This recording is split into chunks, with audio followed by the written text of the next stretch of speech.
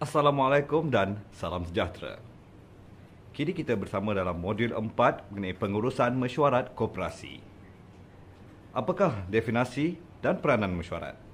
Dan apakah yang dimaksudkan dengan mesyuarat secara keseluruhan? Dan juga, apakah peranan mesyuarat kepada anggota-anggota koperasi dan khasnya mesyuarat agung koperasi? Modul ini akan menerangkan tentang pentingnya mesyuarat agung ini kepada anggota-anggota koperasi dan apakah manfaatnya anggota koperasi menghadiri mesyuarat agung. Modul ini juga akan menerangkan tentang jenis dan syarat sah mesyuarat. Terdapat beberapa jenis mesyuarat di koperasi, tapi hendak dikhususkan di sini adalah tentang mesyuarat agung dan apa yang dilakukan sebelum, selepas dan juga semasa mesyuarat agung itu dijalankan. Kita juga akan menerangkan tentang notis dan juga agenda mesyuarat.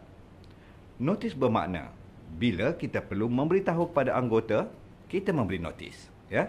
Dan bila notis perlu dihantar kepada anggota-anggota koperasi dan juga bila notis mesyuarat agung perlu dihantar ke Suruhanjaya Koperasi di Malaysia.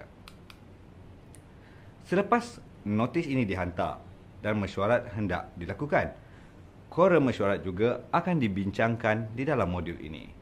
Quorum mesyuarat merupakan bilangan anggota yang perlu ada, yang perlu hadir bagi membolehkan mesyuarat agung itu dijalankan. Modul ini juga akan menerangkan tentang quorum ataupun perkara-perkara yang perlu dibuat, terutamanya untuk mengadakan mesyuarat agung khas untuk membincangkan pindahan undang-undang kecil. Modul ini juga akan menerangkan tentang pengerusi dan pengundian mesyuarat agung. Siapa yang harus dilantik untuk mempengerusikan sesuatu mesyuarat agung koperasi itu dan juga cara-cara bagaimana untuk membuat proses pengundian pada masa mesyuarat agung koperasi itu sedang berjalan. Proses pengurusan pengundian mesyuarat agung juga akan diterangkan di sini, di mana koperasi-koperasi hendaklah mengikut cara-cara yang sebenar.